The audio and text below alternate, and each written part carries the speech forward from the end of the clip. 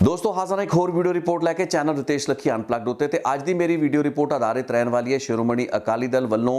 सिख पंथ दियां पंथक वोटां नूं अपने नाल जोड़े रखण दी उस कवायद उत्ते जिस तहत कि असी इसे महीने यानी कि जनवरी दे विच श्री अकाल तख्त साहब दे एक्टिंग जथेदार ज्ञानी हरप्रीत सिंह नूं पहले हफ्ते दे विच सुनिया सी गुरुद्वारा मंजी साहब दीवान हाल तो उस पंथक इकट्ठ जिसनूं कि उन्होंने संबोधन किया ते उस संबोधन के दौरान उन्होंने RSS और बीजेपी के निशाना लाउंदियां होया उस पंथक इकट्ठ नूं अकाली दल के लिए एक तरीके के प्रचार के रूप में वरत्या। उही गलबात अगे बढ़ती हुई नज़र आ रही है। तो अज आपां वेख्या भी बलवंत सिंह राजोआणा पंजाब के मुख मंत्री रहे बेअंत सिंह के हत्यारे बलवंत सिंह राजोआणा जो अपने पिता के भोग समागम मौके आउंदे ने तां उन्हां वल्लों जिहड़ी स्पीच दी जाती है उस स्पीच दे विच उन्हां वल्लों अकाली दल के लिए वोटां एक तरीके नाल मंगियां जांदियां ने ते अकाली दल लई प्रचार किया जाता है। अकालियां नूं ही पंजाब के लोगों या पंथक जिहड़े हलकिਆਂ नूं वोट पाउण दी अपील करदिआं होया बलवंत सिंह जिहड़े राजोआणा हुंदे ने ਉਹ ਭੰਡਦੇ ने कांग्रेस ते आम आदमी पार्टी नूं बिना आम आदमी पार्टी का नाम ले उन्होंने कॉमेडियन अते शराबी लीडरां तो बचण दी अपील जिहड़ी है कीती है। कांग्रेस नूं तां रिवायती तौर ते जिस तरीके नाल हमेशा ही सिखां दे विरोधी जमात दस के पंडिया जाता है उस तरीके नाल इस स्पीच दे विच पंडिया गया। सो अज दी इस रिपोर्ट दे विच जिहड़ी चीज़ नूं मैं एग्जामिन करांगा वो ये है कि बलवंत सिंह राजोआणा अकाली कद तो होए उन्होंने अकाली दल के नाल नेड़तावां कद तो वधियां क्योंकि शुरू तो अजिहे नहीं सन। हालांकि बीते जे आपां कुछ साल देख लिए बीते तकरीबन 8 साल के वक्फा जे आपां स्टडी करिए एग्जामिन करिए शुरू तो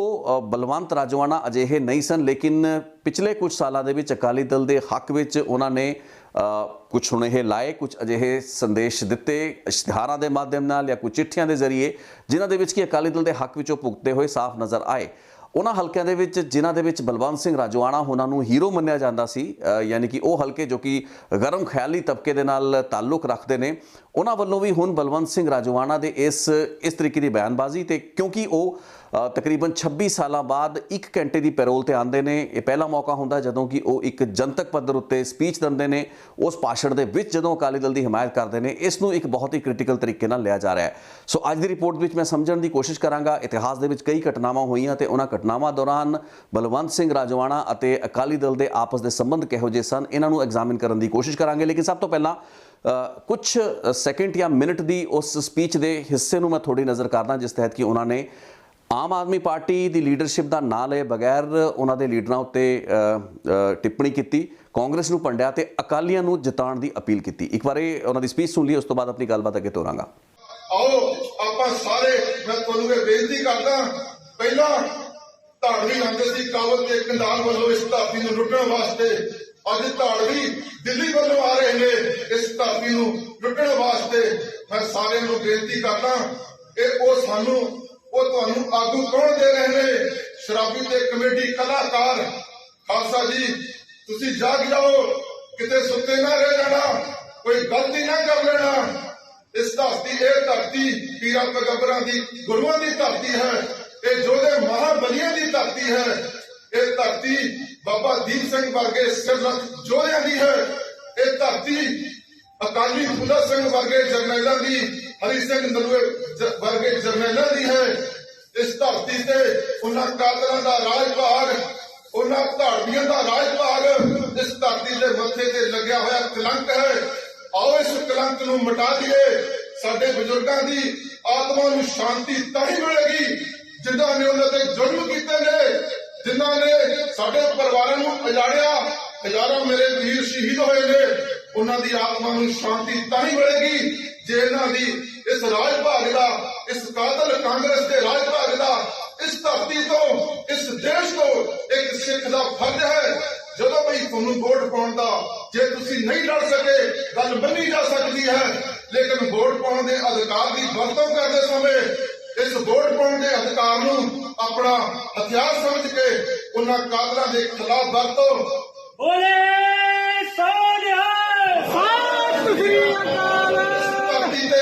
श्रोमणी अकाली दल साडी पंथ की नुमाइंदा जथेबंदी है साडे पुरखियां दी विरासत है ये विरासत जिन्नी तगड़ी होएगी जिन्नी मजबूत होएगी ਖਾਲਸਾ ਜੀ ਉਨੇ ਹੀ ਸਾਡੇ ਹੱਕ ਸੁਰੱਖਿਅਤ ਰਹਿਣਗੇ। ਸੋ ਤੁਸੀਂ ਸੁਣ ਪਾਏ ਕਿ ਬਲਵੰਤ ਸਿੰਘ ਰਾਜੋਆਣਾ ਖੁੱਲੇ ਤਰੀਕੇ ਨਾਲ ਅਕਾਲੀ ਦਲ ਦੀ ਪ੍ਰਚਾਰ ਕਰਦੇ ਹੋਏ ਤੇ ਵੋਟਰਾਂ ਨੂੰ ਅਪੀਲ ਕਰਦੇ ਹੋਏ ਨਜ਼ਰ ਆ ਰਹੇ ਨੇ ਕਿ ਪੰਥ ਜਿਹੜਾ ਹੈ ਉਹ ਅਕਾਲੀ ਦਲ ਤੇ ਅਕਾਲੀਆਂ ਨੂੰ ਹੀ ਇਹਨਾਂ ਚੋਣਾਂ ਵਿੱਚ ਜਿਤਾਏ। ਇਹ ਪਹਿਲਾ ਮੌਕਾ ਨਹੀਂ ਹੈ, ਮੈਂ ਪਹਿਲਾਂ ਵੀ ਜ਼ਿਕਰ ਕੀਤਾ, ਕਈ ਮੌਕਿਆਂ ਦੇ ਉੱਤੇ ਉਹਨਾਂ ਨੇ ਜੇਲ੍ਹ ਦੇ ਅੰਦਰੋਂ ਬੈਠ ਕੇ ਵੀ ਅਜਿਹੀਆਂ ਅਪੀਲਾਂ ਕੀਤੀਆਂ। ਲੇਕਿਨ ਅੱਜ ਥੋੜਾ ਜਿਹਾ ਸਮਝਣ ਦੀ ਕੋਸ਼ਿਸ਼ ਕਰਾਂਗੇ। ਅਕਾਲੀ ਦਲ ਦੀ ਲੀਡਰਸ਼ਿਪ ਉਹਨਾਂ ਦੇ ਸੱਜੇ ਖੱਬੇ, ਐਸਜੀਪੀਸੀ ਦੇ ਪ੍ਰਧਾਨ ਸਾਹਿਬ ਉੱਥੇ ਨਜ਼ਰ ਆਏ। ਇਸ ਤੋਂ ਬਾਅਦ ਜਿਹੜੀ ਉਹਨਾਂ ਨੂੰ ਦਸਤਾਰ ਸਜਾਈ ਜਾਂਦੀ ਹੈ ਉਹ ਅਕਾਲ ਤਖਤ ਸਾਹਿਬ ਦੇ ਜਥੇਦਾਰ ਜਿਹੜੇ ਗਿਆਨੀ ਹਰਪ੍ਰੀਤ ਸਿੰਘ ਹੋਰਾਂ ਵੱਲੋਂ ਸਜਾਈ ਜਾਂਦੀ ਹੈ। ਗੁਰਚਰਨ ਸਿੰਘ ਜਿਹੜੇ ਗਰੇਵਾਲ ਹੈਗੇ ਨੇ ਅਕਾਲੀ ਦਲ ਦੇ ਲੀਡਰ, ਉਹ ਇਸ ਮੌਕੇ ਤੇ ਉਹਨਾਂ ਦੇ ਨਾਲ ਖੜੇ ਹੋਏ ਨਜ਼ਰ ਆਉਂਦੇ ਨੇ ਤੇ ਇਸੇ ਤਹਿਤ ਅਕਾਲੀ ਦਲ ਦੇ ਹੱਕ ਵਿੱਚ ਵੋਟਾਂ ਪਾਉਣ ਦੀ ਅਪੀਲ ਬਲਵੰਤ ਸਿੰਘ ਰਾਜੋਆਣਾ ਹੋਰਾਂ ਵੱਲੋਂ। ਅਕਾਲੀ ਦਲ ਦੀ ਮਜਬੂਰੀ ਆਪਾਂ ਸਮਝ ਸਕਦੇ ਹਾਂ, ਬੇਅਦਬੀ ਦੇ ਕੇਸਾਂ ਦੇ ਵਿੱਚ ਜਾਂ ਫਿਰ ਡੇਰੇ ਸੱਚੇ ਸੌਦੇ ਦੇ ਨਾਲ ਅਕਾਲੀ ਦਲ ਦੀ ਲੀਡਰਸ਼ਿਪ ਦੀ ਜਿਹੜੇ ਤਾਰ ਜੁੜਦੇ ਰਹੇ ਹੈਗੇ ਨੇ। ਬੇਸ਼ੱਕ ਅਦਾਲਤਾਂ ਦੇ ਵਿੱਚ ਪੁਖਤਾ ਸਬੂਤ ਸਾਹਮਣੇ ਨਹੀਂ ਆ ਪਾਏ, ਹਜੇ ਤੱਕ ਕੇਸ ਸਬ ਜੁਡਿਸ ਹੈ, ਇਨਵੈਸਟੀਗੇਸ਼ਨ ਜਾਰੀ ਹੈ, ਲੇਕਿਨ ਅਕਾਲੀ ਦਲ ਕਿਤੇ ਨਾ ਕਿਤੇ ਉਹ ਤੌਮਤਾਂ ਤੋਂ ਬਚਣ ਦੀ ਕੋਸ਼ਿਸ਼ ਕਰ ਰਿਹਾ ਤੇ ਇਸੇ ਤਹਿਤ ਪੰਥਕ ਦਿਖਣ ਵਾਲੀਆਂ ਸ਼ਖਸੀਅਤਾਂ ਦੇ ਜ਼ਰੀਏ ਹੀ ਉਹ ਉਸ ਪ੍ਰਚਾਰ ਨੂੰ ਅੱਗੇ ਤੋਰ ਰਿਹਾ ਹੈ। ਇਲੈਕਸ਼ਨ ਲੜਨ ਦੇ ਕਈ ਹੋਰ ਤਰੀਕੇ ਹੁੰਦੇ ਨੇ, ਕਈ ਮੈਨੇਜਮੈਂਟ ਕਰਨ ਦੇ ਫੰਡੇ ਹੁੰਦੇ ਨੇ, ਉਹਨਾਂ ਦੇ ਤਹਿਤ ਅਜਿਹੀ ਸ਼ਖਸੀਅਤਾਂ ਨੂੰ ਵਰਤ ਕੇ ਤੇ ਇਹਨਾਂ ਤੋਂ ਅਪੀਲਾਂ ਕਰਾ ਕੇ ਵੀ ਪੰਥਕ ਆਪਣੇ ਵੋਟ ਬੈਂਕ ਨੂੰ ਇੰਟੈਕਟ ਰੱਖਣਾ ਜਾਂ ਮਜ਼ਬੂਤ ਰੱਖਣਾ ਇੱਕ ਅਕਾਲੀ ਦਲ ਦੀ ਸਟ੍ਰੈਟਜੀ ਦਾ ਹਿੱਸਾ ਹੋ ਸਕਦਾ ਹੈ। ਲੇਕਿਨ ਮੈਂ ਬਲਵੰਤ ਸਿੰਘ ਰਾਜੋਆਣਾ ਉਹਨਾਂ ਦੇ ਪੱਖ ਤੋਂ ਅੱਜ ਇਸ ਗੱਲਬਾਤ ਨੂੰ ਕਰਨੀ ਚਾਹਾਂਗਾ ਕਿ ਉਹਨਾਂ ਦੀਆਂ ਨੇੜਤਾਵਾਂ ਅਕਾਲੀ ਦਲ ਦੇ ਨਾਲ ਕਿਵੇਂ ਵੱਧਦੀਆਂ ਨੇ, ਕਿਉਂਕਿ ਬਲਵੰਤ ਸਿੰਘ ਰਾਜੋਆਣਾ ਤਕਰੀਬਨ ਡੇਢ ਦਹਾਕੇ ਜੇਲ੍ਹਾਂ ਦੇ ਵਿੱਚ ਬੰਦ ਰਹਿਣ ਤੋਂ ਬਾਅਦ ਵੀ ਅਕਾਲੀ ਦਲ ਦੇ ਧੁਰ ਵਿਰੋਧੀ ਸਨ, ਕ੍ਰਿਟਿਕ ਸਨ। ਅਕਾਲੀ ਦਲ ਜਾਂ ਉਸ ਦੀ ਲੀਡਰਸ਼ਿਪ ਨੂੰ ਧੋਖੇਬਾਜ਼ ਦੱਸਦੇ ਹੁੰਦੇ ਸਨ, ਚੀਟਰ ਦੱਸਿਆ ਕਰਦੇ ਸਨ ਤੇ ਉਹਨਾਂ ਉੱਤੇ ਜਾਂ ਪੰਥ ਨੂੰ ਅਪੀਲ ਕਰਿਆ ਕਰਦੇ ਸਨ ਕਿ ਇਹਨਾਂ ਦਾ ਵਿਸ਼ਵਾਸ ਯਾਨੀ ਕਿ ਅਕਾਲੀਆਂ ਦਾ ਵਿਸ਼ਵਾਸ ਨਾ ਕੀਤਾ ਜਾਏ। ਫਿਰ ਅਚਾਨਕ ਅਜਿਹਾ ਕੀ ਹੋਇਆ, ਇਹ ਅੱਜ ਤੱਕ ਸਮਝ ਨਹੀਂ ਆ ਪਾਇਆ ਹੈ ਕਿ ਬਲਵੰਤ ਸਿੰਘ ਰਾਜੋਆਣਾ ਨੇ ਪੂਰਾ ਇੱਕ ਟਰਨ ਲਿਆ ਤੇ ਉਸ ਤੋਂ ਬਾਅਦ ਅਕਾਲੀ ਦਲ ਦੇ ਐਡੇ ਵੱਡੇ ਉਹ ਹਿਮਾਇਤੀ ਬਣ ਗਏ।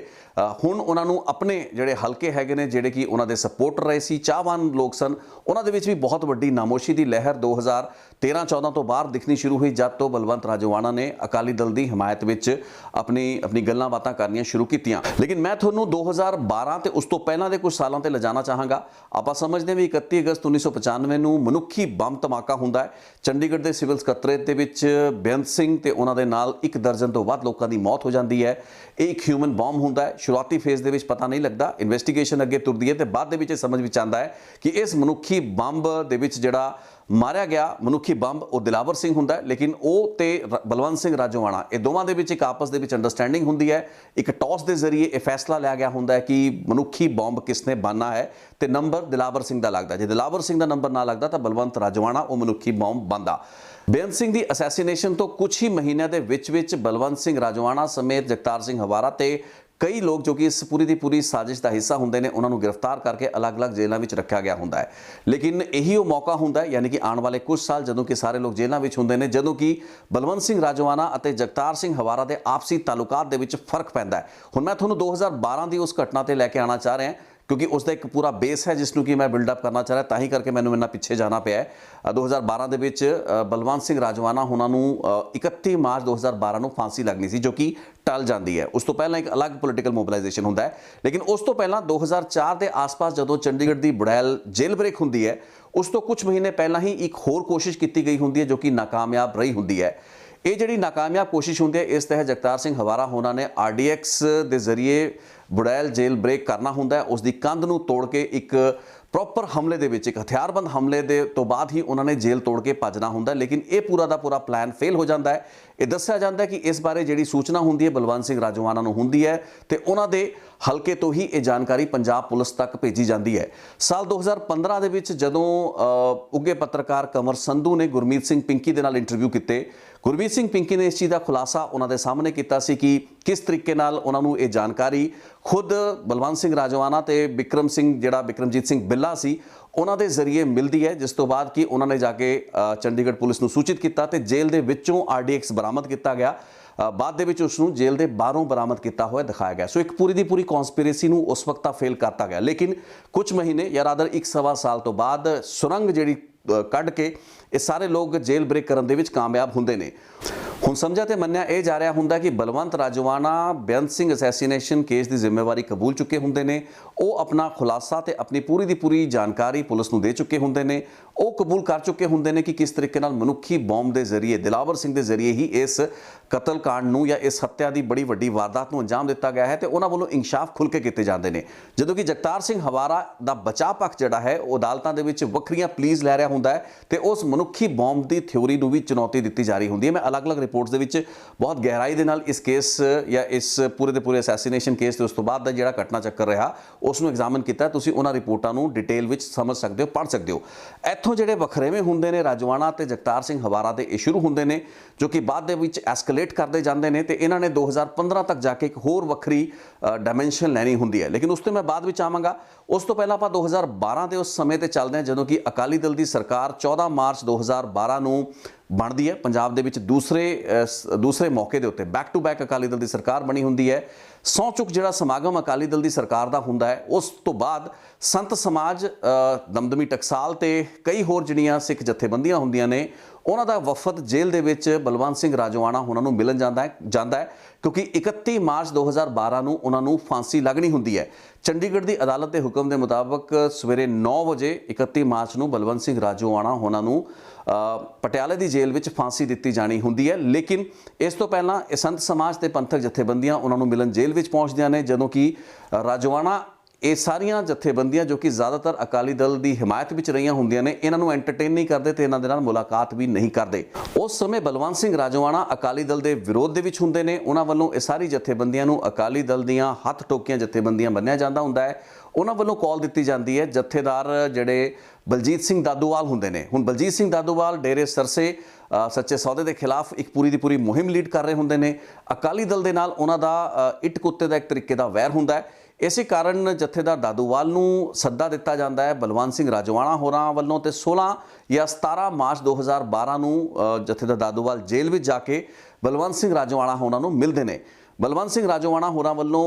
ਇਹ ਫੈਸਲਾ ਉਸ ਵਕਤ ਲਿਆ ਜਾਂਦਾ ਹੈ ਕਿ ਉਹਨਾਂ ਦੀ ਜਿਹੜੀ ਵਸੀਅਤ ਹੈ ਉਸ ਨੂੰ ਸ੍ਰੀ ਅਕਾਲ ਤਖਤ ਸਾਹਿਬ ਲੈ ਕੇ ਜਥੇਦਾਰ ਦਾਦੂਵਾਲ ਜਾਣਗੇ। ਇਸ ਮੌਕੇ ਉਹਨਾਂ ਦੀ ਜਿਹੜੇ ਮੂੰਹ ਬੋਲੇ ਭੈਣ ਹੁੰਦੇ ਨੇ ਉਹ ਵੀ ਨਾਲ ਹੁੰਦੇ ਨੇ। ਜਿਸ ਤੋਂ ਬਾਅਦ ਆਉਣ ਵਾਲੇ ਕੁਝ ਦਿਨਾਂ ਤੋਂ ਬਾਅਦ ਜਥੇਦਾਰ ਦਾਦੂਵਾਲ ਅਕਾਲ ਤਖਤ ਪਹੁੰਚਦੇ ਨੇ। ਅਕਾਲ ਤਖਤ ਜਿਹੜੀ ਵਸੀਅਤ ਲਿਖੀ ਗਈ ਹੁੰਦੀ ਹੈ ਬਲਵੰਤ ਸਿੰਘ ਰਾਜੋਆਣਾ ਹੋਰਾਂ ਦੀ, ਜਿਨ੍ਹਾਂ ਦੀ ਹੈਂਗਿੰਗ ਯਾਨੀ ਕਿ ਜਿਨ੍ਹਾਂ ਨੂੰ ਫਾਂਸੀ ਦੇਣਾ ਹੁਣ ਕੁਝ ਹੀ ਦਿਨ ਦੂਰ ਰਹਿ ਚੁੱਕਾ ਹੁੰਦਾ ਹੈ, ਉਹ ਪੜ੍ਹ ਕੇ ਸੁਣਾਈ ਜਾਂਦੀ ਹੈ ਤੇ ਉਸ ਮੌਕੇ ਜਥੇਦਾਰ ਦਾਦੂਵਾਲ ਹੋਰਾਂ ਵੱਲੋਂ ਸੰਗਤਾਂ ਨੂੰ ਜਾਂ ਪੰਥਕ ਹਲਕਿਆਂ ਨੂੰ ਮਦਦ ਦੀ ਅਪੀਲ ਕੀਤੀ ਜਾਂਦੀ ਹੈ ਬਲਵੰਤ ਸਿੰਘ ਰਾਜੋਆਣਾ ਹੋਰਾਂ ਦੇ ਪਰਿਵਾਰ ਦੀ। ਜਿਸ ਤੋਂ ਬਾਅਦ ਕੀ ਸਮਝਿਆ ਜਾਂਦਾ ਹੈ ਕਿ ਇੱਕ ਵੈਬਸਾਈਟ ਲਾਂਚ ਕੀਤੀ ਜਾਂਦੀ ਹੈ ਤੇ ਕਰੋੜਾਂ ਰੁਪਏ ਦਾ ਜਿਹੜੀ ਸਹਾਇਤਾ ਹੈ, ਮਦਦ ਹੈ, ਇਮਦਾਦ ਹੈ ਉਹ ਬਲਵੰਤ ਸਿੰਘ ਰਾਜੋਆਣਾ ਹੋਰਾਂ ਦੇ ਪਰਿਵਾਰ ਨੂੰ ਮਿਲਦੀ ਹੈ। ਇਸ ਦੇ ਲਈ ਬਕਾਇਦਾ ਇੱਕ ਵੈਬਸਾਈਟ ਹੁੰਦੀ ਹੈ ਜਿਸ ਦੇ ਉੱਤੇ ਸਾਰਾ ਦਾ ਸਾਰਾ ਖਾਤੇ ਜਿਹੜੇ ਹੁੰਦੇ ਨੇ, ਅਕਾਊਂਟਸ ਹੁੰਦੇ ਨੇ, ਉਹ ਟਰਾਂਸਪੇਰੈਂਟ ਹੁੰਦੇ ਨੇ। ਲੇਕਿਨ ਇਸ ਮੌਕੇ ਤੱਕ ਉਸ ਵਕਤ ਦੇ ਸ੍ਰੀ ਅਕਾਲ ਤਖਤ ਸਾਹਿਬ ਦੇ ਜਥੇਦਾਰ ਜਿਹੜੇ ਗੁਰਚਰਨ ਸਿੰਘ ਹੁੰਦੇ ਨੇ ਉਹ ਪਿਕਚਰ ਦੇ ਵਿੱਚ ਆ ਚੁੱਕੇ ਹੁੰਦੇ ਨੇ। ਅਕਾਲੀ ਦਲ ਦੀ ਜਿਹੜੀ ਲੀਡਰਸ਼ਿਪ ਹੁੰਦੀ ਹੈ ਉਸ ਉੱਤੇ ਜਿਹੜਾ ਪ੍ਰੈਸ਼ਰ ਬਣ ਰਿਹਾ ਹੁੰਦਾ ਹੈ। ਉਸ ਤੋਂ ਬਾਅਦ ਬਲਵੰਤ ਸਿੰਘ ਰਾਜੋਆਣਾ ਅਤੇ ਅਕਾਲੀ ਦਲ ਦੀ ਲੀਡਰਸ਼ਿਪ ਤੇ ਸੰਤ ਸਮਾਜ, ਉਹੀ ਸੰਤ ਸਮਾਜ ਜਿਨ੍ਹਾਂ ਨੂੰ ਪਹਿਲੇ ਟੇਕ ਦੇ ਵਿੱਚ ਰਾਜੋਆਣਾ ਹੋਰਾਂ ਨੇ ਐਂਟਰਟੇਨ ਨਹੀਂ ਕੀਤਾ ਹੁੰਦਾ, ਉਹ ਸਾਰੇ ਮਿਲ ਕੇ ਪ੍ਰੀਵੇਲ ਅਪੌਨ ਕਰਦੇ ਨੇ ਤੇ ਬਲਵੰਤ ਸਿੰਘ ਰਾਜੋਆਣਾ ਹੋਰਾਂ ਦੀ ਸਜ਼ਾ ਮਾਫੀ ਲਈ ਜਾਂ ਫਿਰ ਉਹਨਾਂ ਦੀ ਜਿਹੜੀ ਫਾਂਸੀ ਦੀ ਸਜ਼ਾ ਹੈ ਉਸ ਨੂੰ ਅੱਗੇ ਪਾਉਣ ਲਈ, ਟਾਲਣ ਲਈ ਅਕਾਲੀ ਦਲ ਵੱਲੋਂ ਜ਼ੋਰ ਲਗਾਇਆ ਜਾਣਾ ਸ਼ੁਰੂ ਹੁੰਦਾ ਹੈ। ਇਸ ਦੌਰਾਨ ਬਲਵੰਤ ਸਿੰਘ ਰਾਜੋਆਣਾ ਹੋਰਾਂ ਦੇ ਅਜਿਹੇ ਸਟੇਟਮੈਂਟ ਵੀ ਆ ਰਹੇ ਹੁੰਦੇ ਨੇ। ਉਹ ਅਕਾਲੀ ਦਲ ਨੂੰ ਸਾਈਮਲਟੇਨੀਅਸਲੀ ਭੰਡ ਵੀ ਰਹੇ ਹੁੰਦੇ ਨੇ ਤੇ ਕਹਿ ਰਹੇ ਹੁੰਦੇ ਨੇ ਕਿ ਅਕਾਲੀ ਦਲ ਦੀ ਮਦਦ ਦੀ ਉਹਨਾਂ ਨੂੰ ਲੋੜ ਨਹੀਂ। ਉਹ ਕਦੇ ਵੀ ਕਿਸੇ ਵੀ ਲੈਵਲ ਦੇ ਉੱਤੇ ਕਿਸੇ ਅਦਾਲਤ ਜਾਂ ਕਿਸੇ ਅਥਾਰਟੀ ਦੇ ਅੱਗੇ ਬਲਵੰਤ ਰਾਜੋਆਣਾ ਹੋਰਾਂ ਨੇ ਆਪਣੀ ਸਜ਼ਾ ਮਾਫੀ ਜਾਂ ਆਪਣੀ ਜਿਹੜੀ ਕੋਈ ਅਪੀਲ ਸੀ ਆਪਣੀ ਸਜ਼ਾ ਦੇ ਖਿਲਾਫ ਉਹ ਕਦੇ ਵੀ ਦਾਇਰ ਨਹੀਂ ਕੀਤੀ। ਜਿਵੇਂ ਜਿਵੇਂ ਰਾਜੋਆਣਾ ਦੀ ਫਾਂਸੀ ਦੀ ਤਰੀਕ ਨੇੜੇ ਆ ਰਹੀ ਹੁੰਦੀ ਹੈ ਅਕਾਲੀ ਦਲ ਉੱਤੇ ਦਬਾਅ ਵੀ ਬਣ ਰਿਹਾ ਹੁੰਦਾ ਤੇ ਪੰਜਾਬ ਵਿੱਚ ਪੰਥਕ ਵਿਰੋਧ ਪ੍ਰਦਰਸ਼ਨ ਸ਼ੁਰੂ ਹੋ ਜਾਂਦੇ ਨੇ। ਕੁਝ ਪੰਥਕ ਮਾਰਚ ਜਿਹੜੇ ਹੈਗੇ ਨੇ ਉਹਨਾਂ ਨੂੰ ਲੀਡ ਕੀਤਾ ਜਾਂਦਾ ਫਤਿਹਗੜ੍ਹ ਸਾਹਿਬ ਤੋਂ ਚੰਡੀਗੜ੍ਹ। ਇਹ ਪੂਰੀ ਦੀ ਪੂਰੀ ਕਵਾਇਦ ਹੁੰਦੀ ਹੈ। ਸਰਕਾਰ ਤੇ ਪ੍ਰੈਸ਼ਰ ਐਡਾ ਹੁੰਦਾ ਕਿ ਮੁੱਖ ਮੰਤਰੀ ਪ੍ਰਕਾਸ਼ ਸਿੰਘ ਬਾਦਲ, ਪ੍ਰਤਿਭਾ ਉਸ ਵਕਤ ਪਟੇਲ ਹੁੰਦੇ ਨੇ ਦੇਸ਼ ਦੇ ਰਾਸ਼ਟਰਪਤੀ, ਉਹਨਾਂ ਨੂੰ ਜਾ ਕੇ ਮਿਲਦੇ ਨੇ ਤੇ ਇਸ ਫਾਂਸੀ ਦੀ ਸਜ਼ਾ ਨੂੰ ਟਾਲਣ ਦੀ ਗੱਲ ਕਰਦੇ ਨੇ। ਲੈ ਦੇ ਕੇ ਉਸ ਦੌਰਾਨ ਇੱਕ ਹੋਰ ਘਟਨਾ ਹੁੰਦੀ ਹੈ ਜਿਸ ਵਿੱਚ ਕਿ ਪਟਿਆਲਾ ਦੀ ਜਿਹੜੀ ਜੇਲ੍ਹ ਦੇ ਸੁਪਰਡੈਂਟ ਹੁੰਦੇ ਨੇ ਲਖਵਿੰਦਰ ਸਿੰਘ, ਜਿਹੜੇ ਜਾਖੜ ਹੁੰਦੇ ਨੇ, ਲਖਵਿੰਦਰ ਜਾਖੜ, ਉਹਨਾਂ ਵੱਲੋਂ ਚੰਡੀਗੜ੍ਹ ਦੀ ਅਦਾਲਤ ਦੇ ਉਸ ਫਰਮਾਨ ਨੂੰ ਜਿਸ ਤਹਿਤ ਕਿ ਕਿਹਾ ਗਿਆ ਹੁੰਦਾ ਵੀ 9 ਵਜੇ ਸਵੇਰੇ 31 ਜਨਵਰੀ ਨੂੰ ਫਾਂਸੀ ਦੇਣੀ ਹੈ ਬਲਵੰਤ ਰਾਜੋਆਣਾ ਨੂੰ, ਉਸ ਨੂੰ ਐਗਜ਼ੀਕਿਊਟ ਕੀਤਾ ਜਾਏ, ਉਸ ਦੀ ਪਾਲਣਾ ਕੀਤੀ ਜਾਏ, ਕੰਪਲਾਈਂਸ ਭੇਜੀ ਜਾਏ। ਲੇਕਿਨ ਲਖਵਿੰਦਰ ਜਾਖੜ ਵੀ ਸਟੈਂਡ ਲੈ ਲੈਂਦੇ ਨੇ ਤੇ ਕੁਝ ਤਕਨੀਕੀ ਤੇ ਜੁਰਿਸਡਿਕਸ਼ਨਲ ਇਸ਼ੂਜ਼ ਦਾ ਬੇਸ ਬਣਾ ਕੇ ਉਹ ਆਪਣੀ ਅਸਮਰਥਤਾ ਜ਼ਾਹਰ ਕਰਦੇ ਨੇ ਕਿ ਉਹ ਇਸ ਫਾਂਸੀ ਦੀ ਸਜ਼ਾ ਨੂੰ ਨਹੀਂ ਅੰਜਾਮ ਦੇ ਸਕਣਗੇ, ਜਿਸ ਤੋਂ ਬਾਅਦ ਉਹ ਹੀਰੋ ਵੀ ਬਣਦੇ ਨੇ। ਲੈ ਦੇ ਕੇ 31 ਮਾਰਚ ਤੋਂ ਪਹਿਲਾਂ ਹੀ 2 ਦਿਨ ਪਹਿਲਾਂ ਹੀ ਕੇਂਦਰ ਸਰਕਾਰ ਵੱਲੋਂ, ਉਸ ਵਕਤ UPA ਸਰਕਾਰ ਹੁੰਦੀ ਹੈ, ਉਹਨਾਂ ਦੀ ਫਾਂਸੀ ਦੀ ਸਜ਼ਾ ਰਾਜੋਆਣਾ ਦੀ ਉਸ ਨੂੰ ਅੱਗੇ ਪਾਤਾ ਜਾਂਦਾ ਹੈ, ਉਸ ਨੂੰ ਟਾਲਤਾ ਜਾਂਦਾ ਹੈ, ਜਿਸ ਤੋਂ ਬਾਅਦ ਕਿ ਉਹਨਾਂ ਦੇ ਹੱਕ ਦੇ ਵਿੱਚ ਕਈ ਅਜਿਹੀਆਂ ਪਟੀਸ਼ਨਾਂ ਜੋ ਕਿ SGPC ਜਾਂ ਫਿਰ ਦਿੱਲੀ ਗੁਰਦੁਆਰਾ ਮੈਨੇਜਮੈਂਟ ਕਮੇਟੀ ਵੱਲੋਂ ਅਦਾਲਤਾਂ ਦੇ ਵਿੱਚ ਪਾਈਆਂ ਗਈਆਂ ਹੁੰਦੀਆਂ ਨੇ, ਉਹਨਾਂ ਦੇ ਨਿਪਟਾਰੇ ਜਾਂ ਉਹਨਾਂ ਉੱਤੇ ਕੋਈ ਫੈਸਲਾ ਆਉਣ ਤੱਕ ਇਸ ਫਾਂਸੀ ਦੀ ਸਜ਼ਾ ਨੂੰ ਮੁਲਤਵੀ ਕਰਤਾ ਜਾਂਦਾ ਹੈ। ਇਹ ਉਹ ਟਰਨਿੰਗ ਪੁਆਇੰਟ ਹੁੰਦਾ ਜਿਸ ਤੋਂ ਬਾਅਦ ਕਿ ਬਲਵੰਤ ਸਿੰਘ ਰਾਜੋਆਣਾ ਤੇ ਅਕਾਲੀ ਦਲ ਦੀ ਲੀਡਰਸ਼ਿਪ, ਪ੍ਰਕਾਸ਼ ਸਿੰਘ ਬਾਦਲ, ਸੁਖਬੀਰ ਬਾਦਲ, ਦਮਦਮੀ ਟਕਸਾਲ ਦਾ ਉਹ ਧੜਾ ਜੋ ਕਿ ਅਕਾਲੀ ਦਲ ਦੀ ਫੇਵਰ ਦੇ ਵਿੱਚ ਸ਼ੁਰੂ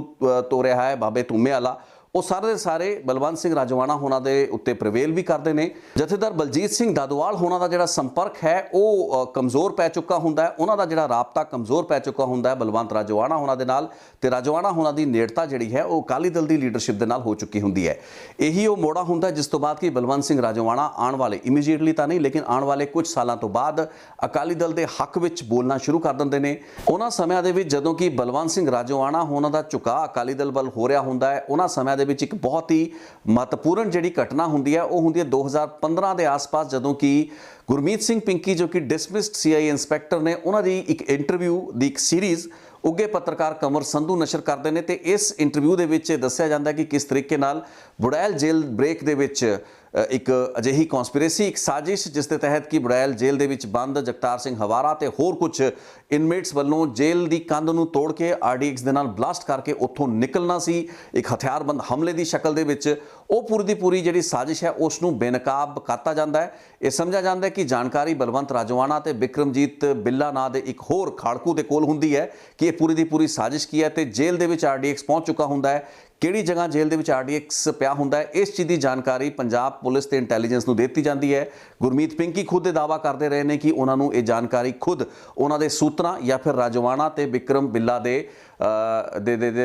ਜਿਹੜੇ ਰੂਟ ਹੈ ਉਸ ਦੇ ਜ਼ਰੀਏ ਮਿਲੀ। ਸੋ ਜਦੋਂ ਇਹ ਜਾਣਕਾਰੀ ਪੰਜਾਬ ਪੁਲਿਸ ਨੂੰ ਮਿਲਦੀ ਹੈ ਤੇ ਚੰਡੀਗੜ੍ਹ ਪੁਲਿਸ ਦੇ ਨਾਲ ਸਾਂਝੀ ਕਰਕੇ ਛਾਪੇਮਾਰੀ ਹੁੰਦੀ ਹੈ ਚੰਡੀਗੜ੍ਹ ਦੀ ਬੁੜੈਲ ਜੇਲ੍ਹ ਜਿੱਥੇ ਕਿ ਸਾਰੇ ਲੋਕ ਬੰਦ ਹੁੰਦੇ ਨੇ, ਉੱਥੋਂ RDX ਰਿਕਵਰ ਕੀਤਾ ਜਾਂਦਾ ਹੈ। ਬਾਅਦ ਦੇ ਵਿੱਚ ਉਸ RDX ਦੇ ਲੱਡੂ ਬਣਾ ਕੇ ਉਸ ਨੂੰ ਜੇਲ੍ਹ ਦੇ ਬਾਹਰੋਂ ਰਿਕਵਰ ਕੀਤਾ ਦਿਖਾਇਆ ਜਾਂਦਾ ਤਾਂ ਕਿ ਜੇਲ੍ਹ ਐਡਮਿਨਿਸਟ੍ਰੇਸ਼ਨ ਹੈ ਉਸ ਨੂੰ ਜ਼ਿਆਦਾ ਅੰਬੈਰਸਮੈਂਟ ਤੇ ਨਾਮੋਸ਼ੀ ਦਾ ਸਾਹਮਣਾ ਨਾ ਕਰਨਾ ਪਏ। ਹਾਲਾਂਕਿ ਅੰਦਰਲੇ ਪੱਧਰ ਉੱਤੇ ਅਫਸਰਾਂ ਦੇ ਖਿਲਾਫ ਕਾਰਵਾਈ ਵੀ ਹੁੰਦੀ ਹੈ ਤੇ ਇੱਕ ਸ਼ਖਸ ਨੂੰ ਇਸ ਪੂਰੀ ਦੀ ਪੂਰੀ ਸਾਜ਼ਿਸ਼ ਦੇ ਵਿੱਚ ਗ੍ਰਿਫਤਾਰ ਕਰਕੇ ਉਸ ਉੱਤੇ ਕੇਸ ਵੀ ਚਲਾਇਆ ਜਾਂਦਾ ਹੈ। ਲੇਕਿਨ ਇਹ ਉਹ ਘਟਨਾ ਹੁੰਦੀ ਹੈ ਜਿਸ ਤੋਂ ਬਾਅਦ ਕਿ ਬਲਵੰਤ ਸਿੰਘ ਰਾਜੋਆਣਾ ਅਤੇ ਜਗਤਾਰ ਸਿੰਘ ਹਵਾਰਾ ਦੇ ਵਿੱਚ ਫਰਕ ਵੀ ਪੈਂਦਾ ਹੈ, ਕਿਉਂਕਿ ਇਸ ਪੂਰੇ ਦੇ ਪੂਰੇ ਖੁਲਾਸੇ ਤੋਂ ਬਾਅਦ ਇਹ ਚੀਜ਼ ਸਪਸ਼ਟ ਹੋ ਚੁੱਕੀ ਹੁੰਦੀ ਹੈ ਕਿ ਜਗਤਾਰ ਹਵਾਰਾ ਜਦੋਂ ਜੇਲ੍ਹ ਦੇ ਵਿੱਚੋਂ ਭੱਜਣ ਦੀ ਸਾਜ਼ਿਸ਼ ਕਰ ਰਿਹਾ ਹੁੰਦਾ ਹੈ, ਪਲੈਨਿੰਗ ਕਰ ਰਿਹਾ ਹੁੰਦਾ ਹੈ। ਇਹ ਜੇਲ੍ਹ ਬ੍ਰੇਕ ਤੋਂ ਪਹਿਲਾਂ ਦੀ ਗੱਲਬਾਤ ਹੈ, 2004 ਤੋਂ ਪਹਿਲਾਂ ਦੀ ਗੱਲਬਾਤ ਹੈ ਜਦੋਂ ਕਿ RDX ਦੇ ਜ਼ਰੀਏ ਜੇਲ੍ਹ ਨੂੰ ਉਡਾਉਣਾ ਹੁੰਦਾ ਹੈ। ਉਸ ਵਕਤ ਜਿਹੜੀ ਮੁਖਬਰੀ ਹੁੰਦੀ ਹੈ ਯਾਨੀ ਕਿ ਪੁਲਿਸ ਨੂੰ ਸੂਚਨਾ ਦੇਣ ਦਾ ਕੰਮ ਹੈ ਉਹ ਰਾਜੋਆਣਾ ਅਤੇ ਬਿੱਲਾ ਦੇ ਜ਼ਰੀਏ ਹੋਇਆ ਹੁੰਦਾ ਹੈ। ਇੱਕ ਬਹੁਤ ਐਮਬੈਰਸਮੈਂਟ ਦਾ ਸਬਬ ਹੁੰਦਾ ਤੇ ਕੌਮਾਂਤਰੀ ਪੱਧਰ ਉੱਤੇ ਇਸ ਪੂਰੇ ਖੁਲਾਸੇ ਨੂੰ ਲੈ ਕੇ ਬਹੁਤ ਵੱਡੀ ਧੜਥੱਲੀ ਵੀ ਮਚਦੀ ਹੈ ਤੇ ਬਲਵੰਤ ਜਿਹੜੇ ਰਾਜੋਆਣਾ ਹੁੰਦੇ ਨੇ ਉਹਨਾਂ ਨੂੰ ਕਈ ਸਵਾਲਾਂ ਦਾ ਸਾਹਮਣਾ ਵੀ ਕਰਨਾ ਪੈਂਦਾ ਹੈ। ਇਸ ਤੋਂ ਬਾਅਦ ਪਟਿਆਲਾ ਜੇਲ੍ਹ ਦੀ ਉਹ ਘਟਨਾ ਹੁੰਦੀ ਹੈ ਜਿਸ ਦੌਰਾਨ ਕਿ ਬਲਵੰਤ ਰਾਜੋਆਣਾ ਗੁਰਮੀਤ ਸਿੰਘ ਪਿੰਕੀ ਦੇ ਆਮੋ ਸਾਹਮਣੇ ਹੋਣਾ ਚਾਹੁੰਦੇ ਹੁੰਦੇ ਨੇ। ਪ੍ਰੈਸ਼ਰ ਇਹ ਹੁੰਦਾ ਹੈ, ਕੰਵਰ ਸੰਧੂ ਨੂੰ ਕਿਹਾ ਜਾਂਦਾ ਹੈ ਵੀ ਗੁਰਮੀਤ ਪਿੰਕੀ ਨੂੰ ਲੈ ਕੇ ਉਹ ਪਟਿਆਲਾ ਜੇਲ੍ਹ ਪਹੁੰਚਣ। ਜਦੋਂ ਜੇਲ੍ਹ ਦੇ ਵਿੱਚ ਦੋਵੇਂ ਪਹੁੰਚਦੇ ਨੇ, ਗੁਰਮੀਤ ਸਿੰਘ ਪਿੰਕੀ ਖਤਰੇ ਨੂੰ ਸਮਝ ਜਾਂਦਾ ਤੇ ਉਹ ਜੇਲ੍ਹ ਦੇ ਅੰਦਰ ਉਸ ਥਾਂ ਤੇ ਨਹੀਂ ਜਾਂਦਾ ਜਿੱਥੇ ਕਿ ਬਲਵੰਤ ਰਾਜੋਆਣਾ ਸਾਹਮਣੇ ਹੁੰਦੇ ਨੇ। ਜੇਲ੍ਹ ਸੁਪਰਡੈਂਟ ਦੇ ਕਮਰੇ ਦੇ ਵਿੱਚ ਬੈਠ ਜਾਂਦਾ ਹੈ। ਬਲਵੰਤ ਰਾਜੋਆਣਾ ਨੂੰ ਜਦੋਂ ਪਤਾ ਲੱਗਦਾ ਕਿ ਗੁਰਮੀਤ ਪਿੰਕੀ ਜੇਲ੍ਹ ਤੱਕ ਤਾਂ ਆਇਆ ਲੇਕਿਨ ਉਹਨਾਂ ਨੂੰ ਮਿਲਣ ਨਹੀਂ ਆਇਆ, ਉਸ ਤੋਂ ਬਾਅਦ ਉਹ ਨਾਰਾਜ਼ ਹੁੰਦੇ ਨੇ ਤੇ ਕੰਵਰ ਸੰਧੂ ਉੱਤੇ ਇੱਕ ਹਮਲਾ ਕੀਤਾ ਜਾਂਦਾ, ਕਿਰਚਾਂ ਦੇ ਜ਼ਰੀਏ ਉਹਨਾਂ ਨੂੰ ਫੱਟੜ ਕਰਤਾ ਜਾਂਦਾ। ਇਸ ਤੋਂ ਬਾਅਦ ਇਹ ਸਾਰੀ ਦੀ ਸਾਰੀ ਘਟਨਾ CCTV ਕੈਮਰੇ ਵਿੱਚ ਕੈਦ ਹੁੰਦੀ ਹੈ ਤੇ ਇੱਕ ਮੁਕੱਦਮਾ ਕੇਸ ਰਜਿਸਟਰ ਕਰ ਲਿਆ ਜਾਂਦਾ ਹੈ। ਪਟਿਆਲੇ ਜੇਲ੍ਹ ਦੀ ਇਸ ਘਟਨਾ ਤੋਂ ਬਾਅਦ ਬਲਵੰਤ ਸਿੰਘ ਰਾਜੋਆਣੇ ਦਾ ਜਿਹੜਾ ਰੁਖ ਹੁੰਦਾ ਹੈ ਉਸ ਦੇ ਵਿੱਚ ਜਿਹੜੀ ਨਰਮੀ ਪਹਿਲਾਂ ਹੀ ਆ ਰਹੀ ਹੁੰਦੀ ਹੈ ਅਕਾਲੀ ਦਲ ਦੇ ਉਸ ਮਦਦ ਜਾਂ ਇਮਦਾਦ ਤੋਂ ਬਾਅਦ ਜੋ ਕਿ 2012 ਦੇ ਵਿੱਚ ਉਸ ਦੀ ਫਾਂਸੀ ਦੀ ਸਜ਼ਾ ਨੂੰ ਕਿਸੇ ਤਰੀਕੇ ਨਾਲ ਰਾਸ਼ਟਰਪਤੀ ਨੂੰ ਮਿਲ ਕੇ ਜਾਂ ਉਸ ਸਜ਼ਾ ਨੂੰ ਟਲਵਾ ਕੇ ਉਹਨਾਂ ਨੇ ਉਸ ਦੀ ਮਦਦ ਕੀਤੀ ਹੁੰਦੀ ਹੈ। ਉਸ ਤੋਂ ਬਾਅਦ ਉਸ ਦੇ ਵਿੱਚ ਹੋਰ ਮਜ਼ਬੂਤੀ ਮਿਲਦੀ ਹੈ ਤੇ 2017 ਦੀਆਂ ਵਿਧਾਨ ਸਭਾ ਚੋਣਾਂ ਆਉਂਦੇ ਖੁੱਲ੍ਹੇਆਮ ਬਲਵੰਤ ਰਾਜੋਆਣਾ ਹੋਰਾਂ ਵੱਲੋਂ ਅਕਾਲੀ ਦਲ ਦੀ ਹਮਾਇਤ ਦੇ ਵਿੱਚ ਅਪੀਲਾਂ ਜੇਲ੍ਹ ਦੇ ਵਿੱਚੋਂ ਬੈਠ ਕੇ ਹੀ ਆਪਣੇ ਸੁਨੇਹਿਆਂ ਦੇ ਵਿੱਚ ਕੀਤੀਆਂ ਜਾਣੀਆਂ ਸ਼ੁਰੂ ਹੋ ਚੁੱਕੀਆਂ ਹੁੰਦੀਆਂ ਨੇ, ਠੀਕ ਉਸੇ ਤਰ੍ਹਾਂ ਦੇ ਉੱਤੇ ਜਿਵੇਂ ਕਿ ਅੱਜ ਉਹ ਅਪੀਲ ਕਰਦੇ ਹੋਏ ਨਜ਼ਰ ਆ ਰਹੇ ਨੇ। ਸੋ ਆਪਾਂ ਇੱਥੇ ਸਮਝਦੇ ਹਾਂ ਕਿ ਬੇਅੰਤ ਸਿੰਘ ਦੇ ਹੱਤਿਆਰਿਆਂ ਦੇ ਵਿੱਚੋਂ ਜਿਹੜੇ ਮੇਨ ਸਾਜ਼ਿਸ਼ਕਰਤਾ ਸੀ ਉਹਨਾਂ ਦੇ ਵਿੱਚ ਬਲਵੰਤ ਰਾਜੋਆਣਾ ਤੇ ਦਿਲਾਵਰ ਸਿੰਘ, ਜੋ ਕਿ KLF ਦੇ ਨਾਲ ਇਹਨਾਂ ਦਾ ਸੰਪਰਕ ਸੀ। ਬੱਬਰ ਖਾਲਸਾ ਦੇ ਜਗਤਾਰ ਹਵਾਰਾ ਤੇ ਇੱਕ ਟੀਮ ਵੱਖਰੀ ਸੀ। ਜਗਤਾਰ ਹਵਾਰਾ ਜੋ ਕਿ ਪਾਕਿਸਤਾਨ ਦੇ ਵਿੱਚ ਟ੍ਰੇਨਿੰਗ ਲੈ ਕੇ ਆਏ ਸੀ ਤੇ ਉਹਨਾਂ ਨੂੰ ਬੰਬ ਬਣਾਉਣ ਦੀ ਟ੍ਰੇਨਿੰਗ ਸੀ। ਬੰਬ ਨੂੰ ਅਸੈਂਬਲ ਕਰਨਾ ਜਾਂ ਉਹ ਸਾਰਾ ਦਾ ਸਾਰਾ ਐਪਰੇਟਸ ਕਿਵੇਂ ਤਿਆਰ ਕਰਨਾ ਹੈ, ਇਸ ਚੀਜ਼ ਦੀ ਸਮਝ ਜਗਤਾਰ ਹਵਾਰਾ ਨੂੰ ਸੀ, ਲੇਕਿਨ ਰਾਜੋਆਣਾ ਅਤੇ ਦਿਲਾਵਰ ਹੋਣਾ ਨੂੰ ਨਹੀਂ ਸੀ। ਲੇਕਿਨ ਇਹ ਸਾਰਾ ਦਾ ਸਾਰਾ ਪੂਰਾ ਆਪਰੇਸ਼ਨ ਲੀਡ ਕਰਨ ਤੋਂ ਬਾਅਦ ਜਗਤਾਰ ਹਵਾਰਾ ਇਸ ਬੰਬ ਧਮਾਕੇ ਤੋਂ, ਯਾਨੀ ਕਿ ਬੇਅੰਤ ਸਿੰਘ ਅਸੈਸੀਨੇਸ਼ਨ ਤੋਂ ਇੱਕ ਦਿਨ ਪਹਿਲਾਂ ਹੀ ਚੰਡੀਗੜ੍ਹ ਛੱਡ ਕੇ ਜਾ ਚੁੱਕੇ ਸਨ। ਬਾਹਰੋਂ ਉਹ ਫੋਨ ਕਰਦੇ ਰਹੇ ਤੇ ਪੁੱਛਦੇ ਰਹੇ ਵੀ ਕਿਸ ਤਰੀਕੇ ਨਾਲ ਇਸ ਪੂਰੀ ਦੀ ਪੂਰੀ ਵਾਰਦਾਤ ਨੂੰ ਕਦੋਂ ਅੰਜਾਮ ਦਿੱਤਾ ਜਾਏਗਾ। ਫਾਈਨਲੀ ਜਦੋਂ ਬੇਅੰਤ ਸਿੰਘ ਨੂੰ ਮਾਰਿਆ ਜਾਂਦਾ ਹੈ, ਉਸ ਪੂਰੇ ਦੇ ਪੂਰੇ ਐਕਸ਼ਨ ਦੇ ਵਿੱਚ ਦਿਲਾਵਰ ਤੇ ਰਾਜੋਆਣਾ ਦਾ ਮੇਨ ਰੋਲ ਹੁੰਦਾ ਹੈ। ਇਹਨਾਂ ਦੇ ਨਾਲ ਕੁਝ ਹੋਰ ਲੋਕ ਵੀ ਹੁੰਦੇ ਨੇ, ਲੇਕਿਨ ਦਿਲਾਵਰ ਮਨੁੱਖੀ ਬੰਬ ਬਣਦਾ ਹੈ ਤੇ ਬਲਵੰਤ ਰਾਜੋਆਣਾ ਉਸ ਵਾਰਦਾਤ ਤੋਂ ਬਾਅਦ, ਉਸ ਘਟਨਾ ਤੋਂ ਬਾਅਦ ਗਾਇਬ ਹੋ ਜਾਂਦੇ ਨੇ। ਲੇਕਿਨ ਅਖੀਰ ਦੇ ਵਿੱਚ ਇਹ ਸਾਰੇ ਦੇ ਸਾਰੇ ਲੋਕ ਫੜੇ ਜਾਂਦੇ ਨੇ। ਹੁਣ ਤੇ ਇਹ ਚੀਜ਼ ਬਹੁਤ ਹੱਦ ਤੱਕ ਕਲੀਅਰ ਹੁੰਦੀ ਹੈ ਕਿ ਬੇਅੰਤ ਸਿੰਘ ਅਸੈਸੀਨੇਸ਼ਨ ਦੀ ਪੂਰੀ ਪੜਤਾਲ ਅਤੇ ਟ੍ਰਾਇਲ ਦੇ ਦੌਰਾਨ ਦੋ ਵੱਖਰੇ ਸਟੈਂਡ ਲਏ ਗਏ, ਜਗਤਾਰ ਸਿੰਘ ਹਵਾਰਾ ਅਤੇ ਬਲਵੰਤ ਸਿੰਘ ਰਾਜੋਆਣਾ ਹੋਰਾਂ ਵੱਲੋਂ। ਇੱਕ ਪਾਸੇ ਜਗਤਾਰ ਸਿੰਘ ਹਵਾਰਾ ਤੇ ਕਈ ਹੋਰ ਅਜਿਹੇ ਮੁਲਜ਼ਮ ਸਨ ਜਿਨ੍ਹਾਂ ਨੇ ਕਿ ਅਦਾਲਤਾਂ ਤੇ ਉਤਲੀਆਂ ਅਦਾਲਤਾਂ ਦੇ ਵਿੱਚ ਆਪਣੀ ਬਚਾਅ ਲਈ ਅਪੀਲਾਂ ਪਾਈਆਂ, ਪਟੀਸ਼ਨਾਂ ਪਾਈਆਂ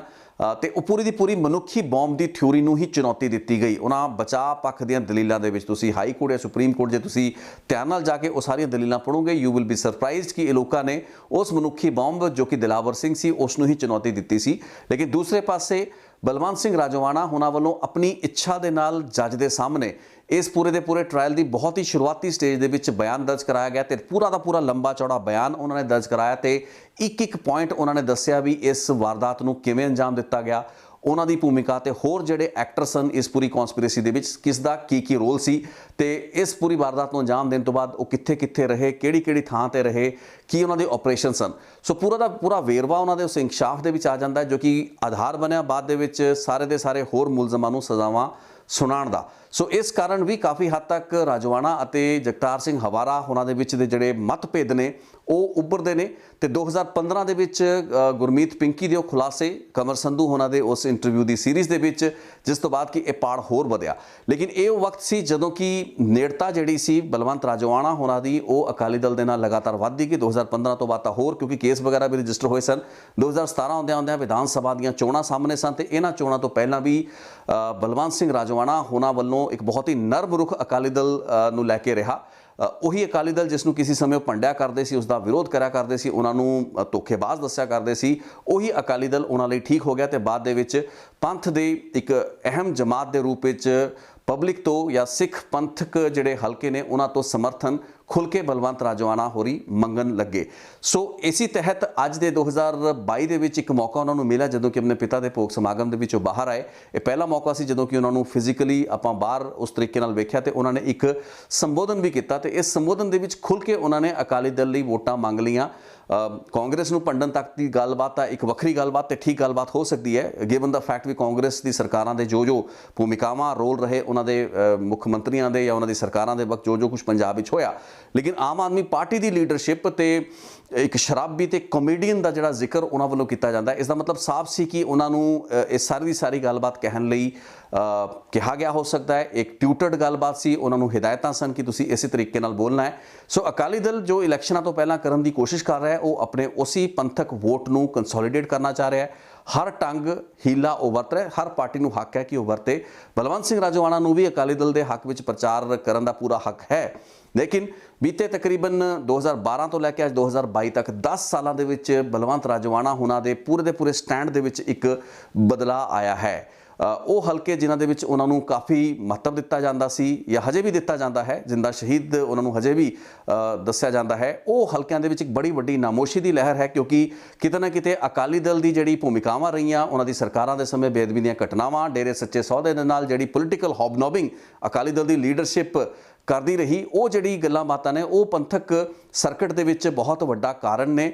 ਅਕਾਲੀ ਦਲ ਨੂੰ ਹੋਏ ਨੁਕਸਾਨ ਦਾ। 2017 ਦੇ ਵਿੱਚ ਉਹਨਾਂ ਨੇ ਨੁਕਸਾਨ ਨੂੰ ਭੁਗਤਿਆ, ਲੇਕਿਨ ਹੁਣ 2022 ਦੇ ਵਿੱਚ ਅਕਾਲੀ ਦਲ ਵਾਪਸ ਇੱਕ ਕਮਬੈਕ ਕਰਨ ਦੀ ਕੋਸ਼ਿਸ਼ ਕਰ ਰਿਹਾ ਹੈ। ਸਮਝ ਵਿੱਚ ਇੱਥੇ ਇਹ ਵੀ ਆਉਂਦਾ ਹੈ ਕਿ ਸਿਰਫ ਸਿਆਸੀ ਲੋਕ ਜਾਂ ਸਿਆਸਤਦਾਨ ਹੀ ਨਹੀਂ, ਬਲਕਿ ਅਜਿਹੇ ਲੋਕ ਵੀ ਜੋ ਕਿ ਕਈ ਹਲਕਿਆਂ ਤੇ ਕਈ ਸਥਿਤੀਆਂ ਦੇ ਵਿੱਚ ਬਹੁਤ ਵੱਡੀਆਂ ਆਪਣੀਆਂ ਕੁਰਬਾਨੀਆਂ ਲਈ ਵੀ ਜਾਣੇ ਜਾਂਦੇ ਨੇ, ਉਹਨਾਂ ਦੇ ਵੀ ਸਟੈਂਡ ਬਦਲਦੇ ਨੇ, ਉਹਨਾਂ ਦੇ ਵੀ ਜਿਹੜੇ ਵਿਚਾਰ ਬਦਲਦੇ ਨੇ ਤੇ ਸਮੇਂ ਦੀ ਲੋੜਾਂ ਤੇ ਆਪਣੇ ਬਦਲਦੇ ਵਿਚਾਰਾਂ ਦੇ ਹਿਸਾਬ ਨਾਲ ਹੀ ਇਹ ਲੋਕ